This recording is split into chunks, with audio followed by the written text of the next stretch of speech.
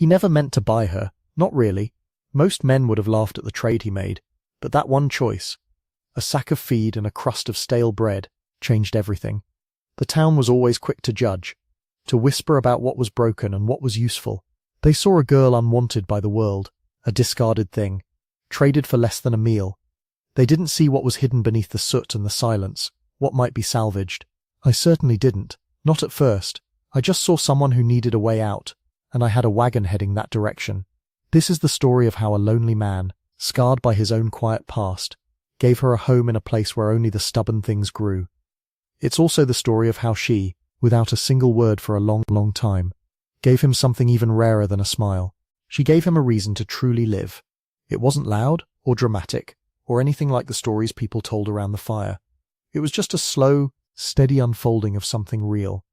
If stories of quiet strength and second chances speak to you, please subscribe and click the like button so this tale can reach others who need it.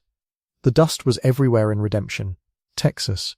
It settled on everything, clinging to your throat, turning the few sad storefronts into grey ghosts.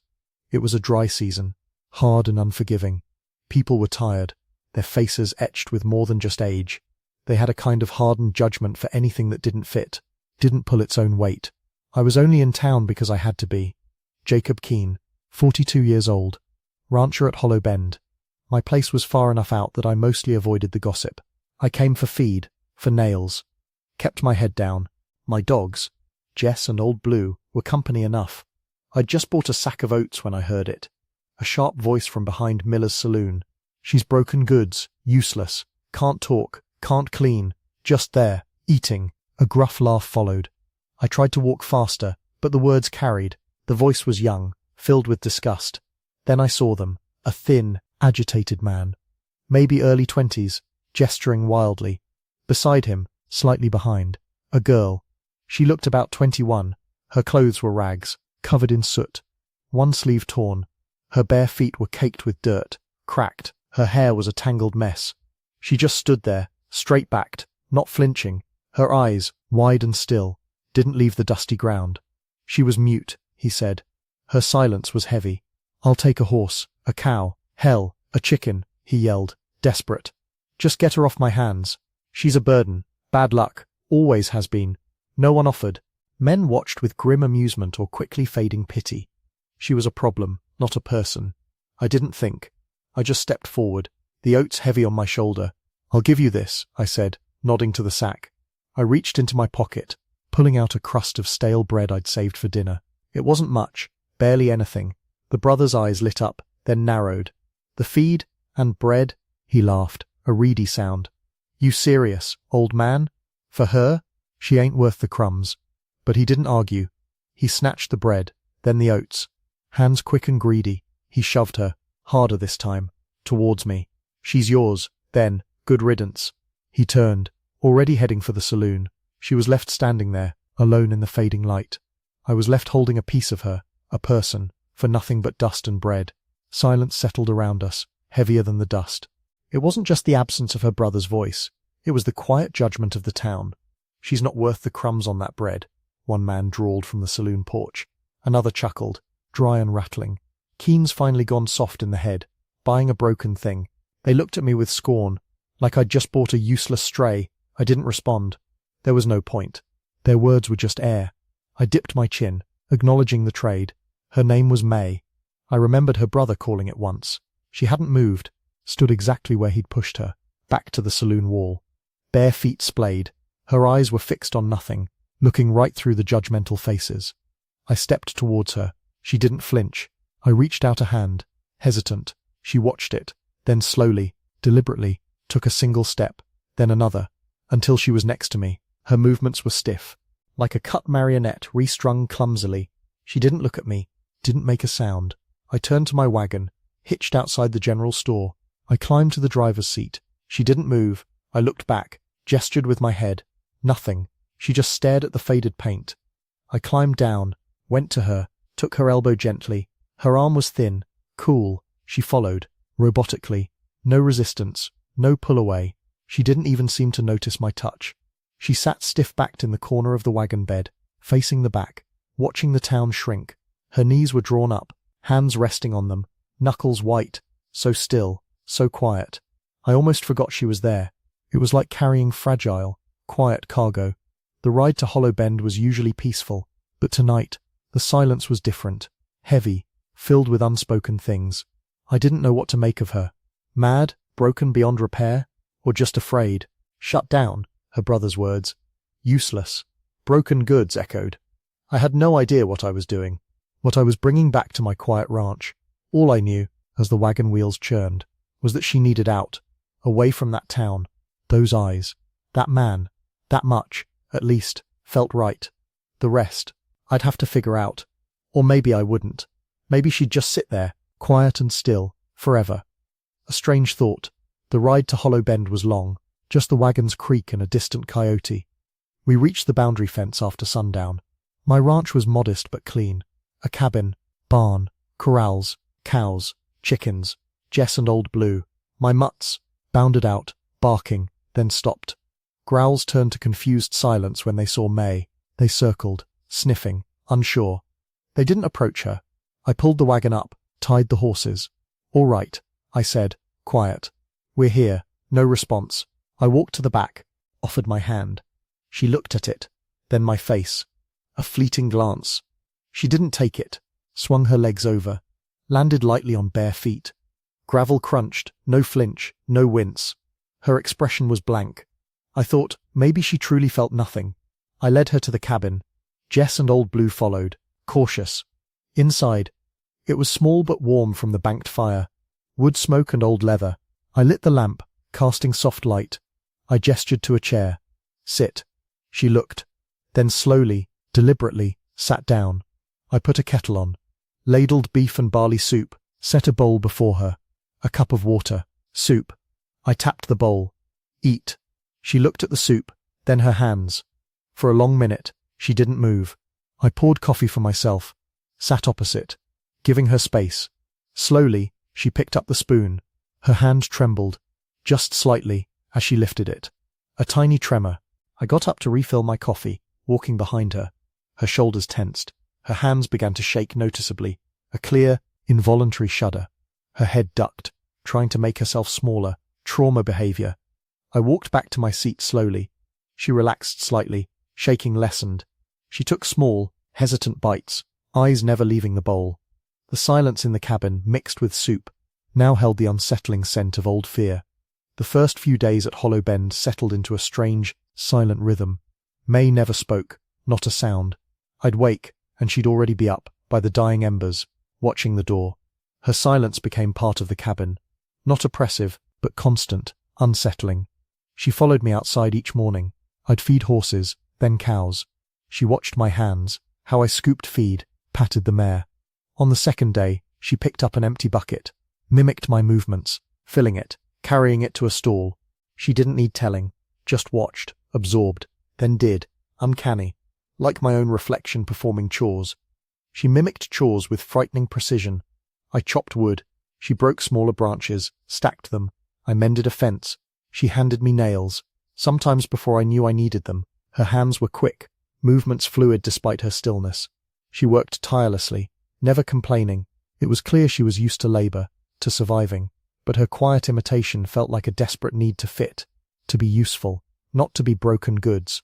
I tried communicating, left slate and chalk on the table, untouched each morning, a small disappointment.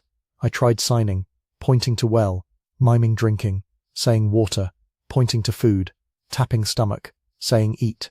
She watched my hands, unblinking, but her own remained still, no understanding flicker, no attempt to imitate. Maybe she couldn't understand words, or wouldn't respond. It wasn't a lack of intelligence, but a deep resistance, a wall, frustrating, trying to reach someone who wouldn't, or couldn't, meet me halfway. I caught myself talking to the dogs more, muttering to cows, just to hear a human voice. My own, the cabin, once comfortably quiet, now felt charged with her constant watchful silence. I didn't want to think about her past, what had left her so withdrawn, too much to untangle. I was just a rancher who'd bought a mute girl. I kept working, kept observing, kept waiting. I couldn't send her away, not after seeing the tremble in her hands. The sky had been bruised all morning, purple and grey, promising trouble. I'd been checking fence lines, watching cattle bunch nervously. The air was thick and heavy, charged. I felt it on my skin, tasted it. A bad storm was coming, fast, the kind that ripped through plains. I hurried back towards the barn, boots kicking dust. Wind picked up, whistling through the cabin eaves. My first thought was the barn. Horses, cows, chickens needed securing. The big doors rattled loose in wind, roof shingles lifted. I jogged, eyes on the barn's silhouette against the darkening sky. First fat drops of rain splattered, mixing with dust. Then hail, sudden and vicious, little stones hammering, clicking on the ground. Like tiny hammers, it intensified, stinging my skin, worse than I expected. I pictured the horses spooked, bolting, but as I rounded the feed shed, I stopped dead. May was already in the corral.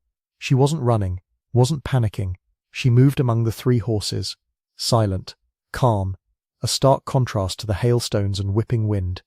The horses, usually nervous, nudged their heads against her, nuzzling her hand, responding with strange, trusting quiet. She was leading them, one by one, towards the wide-open barn doors. No rope, no tugging, just her hand lightly on their necks, stroking their manes, murmuring something, or seeming to, with a silent language only they understood. One high-strung mare stood perfectly still, while May unbarred the heavy door. The mare walked in, head down, followed by others. May followed, pushed the doors closed, securing them just as hail fell thick. I stood there, soaked, pelted by hail, watching her through the driving rain. Her back was to me, her slight frame outlined by the barn's gloom, as she settled the now calm horses. The air inside the barn had a strange, charged stillness, a quiet hum that seemed to emanate from her. She wasn't broken, not as I thought. She wasn't just mirroring my movements. She was listening to something deeper, beyond words. Not a skill taught by man, but instinct, a silent language shared with the natural world. My thoughts of her being useless were wrong. She possessed a quiet strength, a connection I'd overlooked, a humbling, not unwelcome, thought. The storm passed as quickly as it came, leaving mud and hail. The air was fresh and cool. The next morning, the ranch settled back into its rhythm, but something felt different. My perception of May had shifted. I still didn't entirely understand her, but I saw her with new respect. She was skilled, capable of things I hadn't imagined. A few days later, I went to redemption, a chore I usually dreaded, but necessary.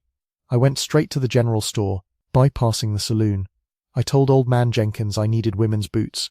He just nodded, his eyes shrewd but quiet. He didn't ask why. He brought out sturdy leather pairs. I picked the smallest, slightly worn but good. I also bought a fresh, thick piece of chalk. Back at the ranch, I found May tending chickens, moving with calm assurance. Her bare feet were still cracked. I waited until she finished, then approached. She turned, curious. I held out the wrapped boots. She took the package, fingers brushing mine. Her hands trembled as she unwrapped it. She saw the boots. Her movements stopped. Eyes widened. Just a fraction. She looked at the worn leather like it was sacred, tracing the stitching, running her hand over the toe. Profound tenderness, a silent acknowledgement of rare kindness. She looked up, searching my eyes, a flicker of wonder. No words, but her way of holding them, looking at them, was more eloquent. She slipped them on, testing the unfamiliar feel. A small, imperceptible nod. Her thanks. That night, after dinner, I was reading Moby Dick. She sat at the table. I looked up. She was leaning over the slate, the new chalk clutched in her hand, brow furrowed. She wasn't drawing. She was writing, slowly, painfully, letter by letter. She formed a single word, misspelled, rough, uneven. But there, etched into the slate. Thank. My breath caught.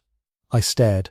Not perfect, not a speech, but the first thing she'd ever given me that wasn't a mirrored action, a piece of her, a deliberate act. I looked at her. Her eyes met mine, then quickly dropped to the slate, as if shy. A warmth spread through my chest. Unexpected. I didn't say anything. No need. I just nodded. A slight, almost imperceptible nod, then returned to my book. But my eyes kept drifting back to that single, imperfect word. A quiet, shaky beginning. After May wrote thank, the unspoken barrier between us thinned. The cabin felt easier to breathe in. She still didn't speak, didn't use the chalk again immediately, but the memory lingered. We continued our routines. She mirroring my actions, me observing her with newfound understanding. The new boots seemed to give her a little more confidence. I'd catch her tracing their lines when she thought I wasn't looking. Then the outside world intruded. I was mending a fence when I saw Silas Miller, a nosy neighbor. He rode up, dust behind him. "Heard you got yourself a new hand, Keen," he drawled, eyeing the cabin. He already knew, news traveled fast here.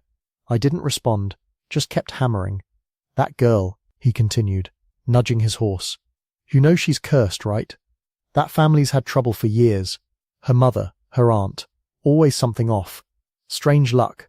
They say she watched her whole family die and didn't shed a tear." He lowered his voice. "A witch, some call her. Or just plain bad. Don't talk, they say." I stopped hammering. "She's quiet," I said, flat. "She works." Silas chuckled. "What good is a mute woman who brings bad luck? She'll spoil your cows, bring blight. I'm here to do you a favor. Old man Peterson's got a daughter. Strong, good with a needle. We could trade, save you a heap of trouble." He offered to take her off my hands, like she was a broken tool. I looked at him, then back at the fence post, picked up my hammer. "She's not for trade. Miller," I said, low but firm. I turned my back, hammered the post with a steady thud. Silas huffed, muttered, then rode off. When I got back, May was on the porch, cleaning her new boots. She must have heard. Her face was unreadable, but her eyes, when she looked up, showed no fear, just a stillness, a waiting to see what I would choose. I didn't mention Silas. I walked past her, went inside, and quietly, deliberately, shut the cabin door. Not a bang, just a click of the latch, a choice, to keep the outside, with its whispers, out. She was inside, and that's where she would stay. I looked back through the window. She was still sitting there, polishing her boots. Her shoulders were a little less hunched. The incident with Silas Miller settled something. My choice was made. The days after fell into a deeper rhythm, a shared existence without words. May continued to work, her hands capable, her presence a constant, grounding force. But now, she began to leave small things for me. Gifts, though never formally presented, they just appeared. One morning, I'd wake to find warm, freshly baked biscuits wrapped in cloth on the table. Simple, plain, but they tasted of home. I'd eat them with coffee, a quiet satisfaction. Another time, my mud-caked boots sat by the door, cleaned and polished, her hands at work while I slept. I just laced them up, went about my day, but I noticed the care, then the patch on my old work coat, the frayed elbow. I'd meant to mend it. I came in from the barn, found it hanging, neatly sewn over, stitches tight, almost invisible. She'd used a scrap of denim, made it new again. Not grand gestures, but quiet acts of service, of care.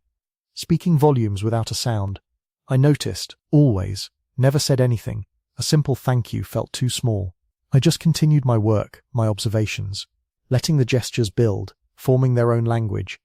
One evening, I saw May walking back from the outhouse. The ground around the cabin could get muddy. The path to the barn, where she slept on a cot, was no exception. I'd given her a thick wool blanket, but the cot was still just a cot. I'd seen her look at the damp earth, contemplating the mud.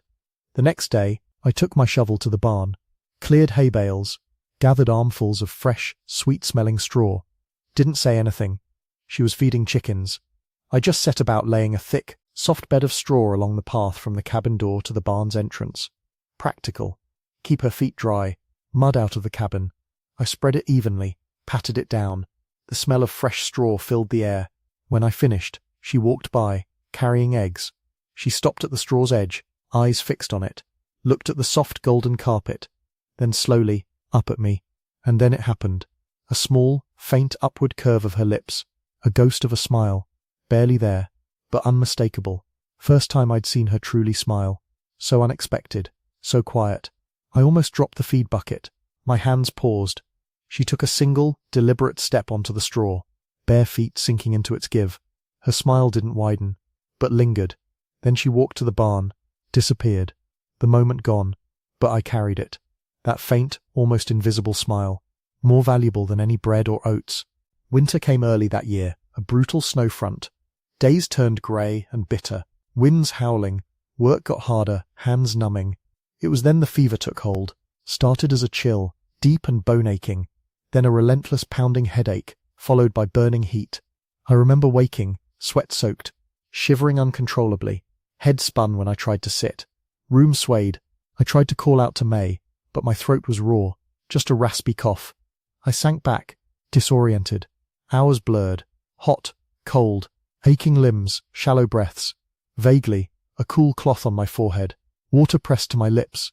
It was May, her movements efficient, gentle but firm. She didn't speak, didn't need to. Her presence was enough. She moved like a shadow, swift, noiseless. I heard faint clink of a pot, rustle of cloth. She must have found my dried roots. Bitter, earthy smell filled the cabin. A warm, soothing liquid pressed to my lips. She nursed me without instruction, changed compresses, kept fire burning. When the fever peaked, throwing me into delirium, I thrashed, muttered. She pressed a cool hand to my chest, a small, grounding weight, until I quieted. No hesitation in her movements, as if she'd done this 100 times. Actions born of instinct, quiet resolve. One night, I woke with clarity, fever broken, body ached, but pounding gone. Cabin cool. I turned. May was there, asleep beside the fire, curled on the stool, sitting upright, head against the hearth. She must have been there for hours, watching. She looked small, fragile. I watched her for a long time. Firelight danced on her still face. A question formed. A whisper. Why? I rasped. Why would you stay? Her eyes, dark and knowing, opened slowly. No stir. No move. Her gaze met mine. She blinked once, slowly, then closed them, settling back into sleep. She said nothing. Of course. But the answer, in that quiet moment, was clear. She stayed because she chose to. This quiet cabin, this solitary rancher, was now her home.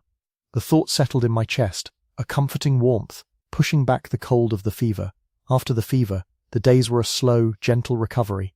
May continued her quiet care, bringing broth, helping me stand. My perception of her deepened. The question, why would you stay, still hung between us, unspoken but present.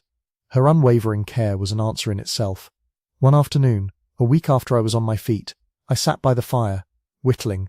The silence deepened, less a barrier, more a shared understanding. May approached slowly, light steps. She held a small, folded bundle, faded, worn cloth, carefully squared. She held it out, eyes unreadable. I took it. Soft, fragile cloth. Unfolded it. A single piece of paper, creased, faded, brittle. On it, a child's drawing, faint, smudged colours. A stick figure girl, tall and thin, with tangled hair like May's.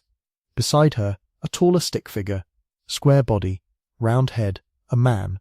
Behind them, a simple blocky house with a triangular roof, thin smoke from a chimney. Other smaller, blurry figures. More children, maybe, a family. My breath hitched. A piece of her past, a fragment of life she'd left, or had taken. Simple, yet it spoke volumes. The girl, the man, the house, her family. I looked at her, searching for explanation. Her face remained blank. She watched me, steady, waiting for my reaction. She'd given me something personal, carried for years, an offering, a quiet act of trust. I thought of Silas Miller. Her whole family died. The drawing seemed to confirm it. No other figures, just the few, and the single house. Were they siblings? Lost? Died? Grim, heavy thought. But the drawing, despite implied tragedy, wasn't sad. A child's simple vision of home, belonging. I traced the crude lines with my thumb. Family, I muttered. This was your family? No response. Just watching. I looked at the drawing, then her, small and still, holding her breath. This was a test. My response to this fragile piece of her past would determine something between us. I walked to the mantelpiece, where I kept cherished things. Grandfather's watch, a river stone. I carefully unfolded the drawing, smoothed creases, and placed it on the mantel, propping it. Beside the watch, a place of honor. Family doesn't have to be blood, I muttered, rough voice. I didn't know if she understood the words, but she understood the action. The slight tension in her shoulders eased. Her eyes, for the briefest moment, softened. A silent acknowledgement. What that drawing meant, what I was trying to say, here, with me. She wasn't discarded, wasn't broken goods. She was family. After she gave me the drawing, the unspoken barrier between us thinned further. Not gone, but softer. The cabin felt less like two separate lives, more like a single, shared space. I watched her hands more, not just for chores, but for what they might convey. She watched my expressions, my movements, with greater intensity. I started trying to teach her signs, simple ones, pointing to the well, cupping hands for water, tapping stomach, opening palm for food, pointing to sun, sweeping arc for day, clumsy, my large hands awkward, but she picked them up fast, faster than I thought. Her eyes tracked my hands, then her fingers mimicked, delicately, precisely. Sometimes, she'd correct me, reshaping my clumsy attempts into something clearer, more graceful. She had a natural aptitude for silent language, bypassing sound. Then she started teaching me, not formal signs, but patterns, observations. She'd stand outside the barn, head cocked, looking at clouds, then gesture to horses. I knew it meant a weather change. Bring them in. She'd point to a calf, tap her knee. I'd check, find a faint limp I'd missed. Her senses were sharp, honed by years of silent observation. She noticed small things, subtle shifts, faint signs of change, things my ears, accustomed to ranch silence, had grown deaf to. One morning, sitting on the porch, watching the sunrise, I drank coffee. She watched the fields. She turned to me, hands slowly rising, fingers formed a shape. Then another, simple, clear, a sign she made up, or always knew. It meant, you listen with your eyes. She didn't speak it, but the meaning was clear. I saw her, truly saw her, beyond the silence, beyond the town's whispers. I took a slow sip, set the cup down. My hands felt clumsy. I looked at her, pointed to my mouth, then made a sweeping gesture, indicating lack of sound, then pointed to her, and made a gesture like something flowing, a river of meaning. My clumsy attempt at, you speak without needing to. She watched my hands, every movement, a slight, almost imperceptible nod. The corners of her lips twitched, fighting a smile, a moment of perfect understanding, a conversation without a single spoken word. We'd found a language, a quiet, shared vocabulary of gestures, observations, subtle movements, knowing glances, built on trust, shared labor, the growing realization we both saw something in the other. The world overlooked, the world outside was noisy, judgmental, but in our quiet bubble, we were starting to talk without speaking, and it was enough, more than enough. Summer arrived, dry, relentless, grass brittle, trees thirsty, land a tinderbox. I kept vigilant watch, especially during thunderstorms that rattled windows but brought little rain. Lightning was always a danger. One night, I woke suddenly to an acrid smell, smoke, orange glow flickering through cabin cracks, fire. My heart hammered. I scrambled out of bed, grabbing trousers. Halfway out the door, air outside was hot, thick with burning sagebrush. Lightning must have struck the edge of the property. Half-mile out, wind pushed flames fast, straight towards the barn. Brush fire, dangerous. Act fast. Grab buckets. Fill. Soak ground near barn. Pray for miracle. My mind raced. But on the porch, eyes adjusting to flickering light. I saw her. May was already there, not running, not panicking. A whirlwind of quiet, efficient motion. 2 buckets, one in each hand, filled from the well. Running, not frantically, but fierce. Controlled. Throwing water onto dry grass near barn walls, creating a wet perimeter. Hair flying. Dress soaked. Fire. Terrifying orange line. Still distant. But coming. Licking. She was herding animals. Horses. Usually skittish. Moving towards cleared land away from flames. Cows urged with quiet gestures. Lumbering reluctantly, but steadily away. No shouts. Sharp. Decisive movements. A single, silent force against the inferno. May, I yelled. Horse. She didn't look back, just kept working. I grabbed more buckets, pumping water furiously, splashing, forming a fire break. We worked side by side, silent partnership of necessity. I filled, she carried, threw water with surprising force. No speaking, little eye contact, no need. We knew what to do. Synchronized dance against destruction. Heat oppressive. Smoke burned lungs. Muscles screamed. But we kept going. Saved the barn. Barely. Fire licked last feet of grass. Scorched black earth. But barn untouched. Flames veered off. Wind shifted. Raced towards hills. Won. For now. Danger past. Last embers doused. We both collapsed in dirt. My body ached. Lungs burned. Taste of ash. I rolled onto my back. Looked at smoke-filled sky. stars peeking. May lay beside me, stomach down, breathing ragged, suit smudged face, hair plastered, utterly exhausted. I reached for her hand, grimy, scratched, but I reached. She let me hold it, fingers cold, calloused, but didn't pull away, rested in mine, faint, comforting pressure. She didn't look at me, eyes fixed on distant orange glow, but her hand stayed, a silent conversation, shared exhaustion, bond forged in desperate fight, faced fire together, survived, word, as always, travelled fast, faster when it involved fire and a woman already whispered about. The day after the brush fire, I was sore, still smelling of smoke, but the ranch was safe. The scorched earth was a stark reminder. May was back to her quiet self, moving around the property, seemingly unaffected, though I noticed a deeper weariness in her shoulders. Then the visitors started, not to help, to gawk, whisper, ask questions disguised as concern. Old man Peterson came, face grim, shook his head, looked from scorched earth to cabin, then at May, who was hanging laundry, didn't say much, just grunted. But his wife, Clara, didn't hold back, rode up, hands on hips, stared at May with fear and accusation. That girl's got the devil in her, Jacob, Clara declared, shrill, a religious woman, given to fire and brimstone. I always said it, that family, full of strange humours, bad luck, now a fire right on your doorstep, a sign, send her away, Jacob, before she curses your land, your cattle, everything. May, hanging a sheet, paused, hands stopped, but didn't look at Clara, just seemed to shrink, back more rigid. I stepped between them. Clara, I said, quiet but firm. The fire was lightning, nothing more, lightning that asterisk, she asterisk called down. Perhaps, Clara insisted, eyes wide with conviction. She's not right, mute, strange, it ain't natural, you're inviting ruin, she scoffed.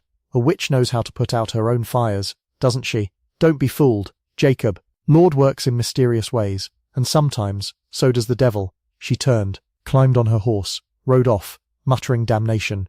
The next day, Reverend Silas Thorne, stern but usually fair, dismounted slowly, Bible clutched, eyes scanning property, settling on May, sitting quietly on porch, mending her dress. He didn't shout, but his voice was grave. Jacob, he began, measured.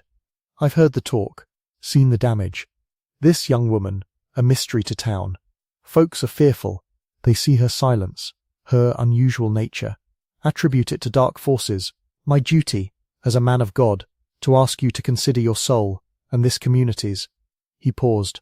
I looked at May, unmoved, fingers stitching, didn't look at preacher, didn't look at me, just kept eyes on work, but I felt her presence, a quiet challenge, waiting, to see what I'd say, what I'd do, side with town, whispers, easy explanation, or stand with her. Reverend, I said, steady. Fire was nature. May helped me put it out. She works hard, asks for nothing. I took a breath. Decision. And she's the only soul out here with the courage to stay. Preacher's brow furrowed, looked from me to May, back to me, searched my eyes for a lie. None. I meant it. She stayed, fought, proved her worth. He sighed, resignation, knew he wouldn't convince me, turned, walked to horse, mounted, rode away, silent defeat. Town mostly left us alone after that. Whispers didn't stop, but fainter. They still watched. I felt their eyes sometimes, but no intervention, no more attempts to take her away. My choice, stark and clear, was made. May, still on porch, needle weaving, continued her quiet work. A silent victory. Winter gave way to spring, shedding grey for new green. A time of renewal, of birth, and with it, the delicate balance of life and death on a ranch. Our prize mare, Star, was due to foal. I'd watched her for days. One cold, damp morning, I found her struggling in the barn. Birth wasn't going well. Stillborn, small, lifeless foal on the straw. Sad, common, but never easier. My hands trembled as I worked to clear the mare, to keep her safe. Grief settling in my chest. May was there, heard the mare's grunts, seen me rush out, stood quietly in the stall, watching. When I lifted the lifeless body, ready to carry it away, her hands, usually so still, began to shake.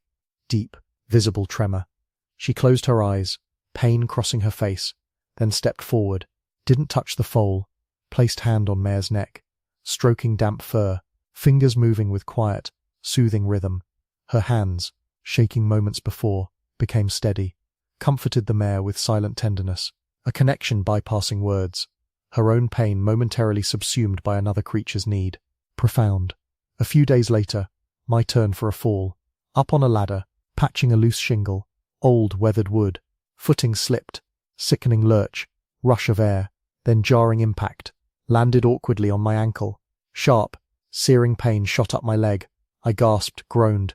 Vision swam. Damn it, I muttered, trying to push up.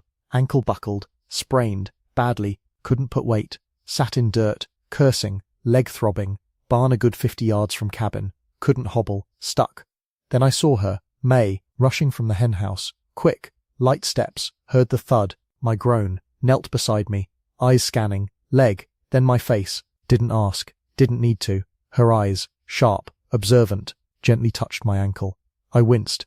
She looked at cabin, then back at me, calculation in her eyes. I was a big man. She was slight, but determination, quiet resolve. She moved behind me, bent, slowly, carefully lifted, hooked arms under my armpits, bracing, surprised by her strength, grunted, a strained gasp, but she lifted, slowly, painfully, got me to my feet, shoulder pressed to my side, taking most weight, leg throbbed, but I leaned heavily on her, one agonizing step at a time, towards cabin.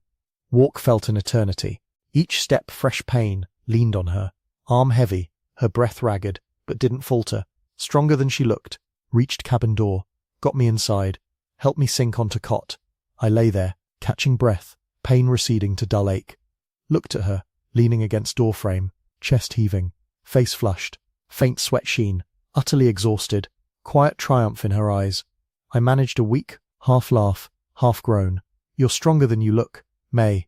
She met my gaze, slowly, painstakingly, hands rose, fingers formed signs. So, she signed, tapping temple. Are you, meaning so are you, inside.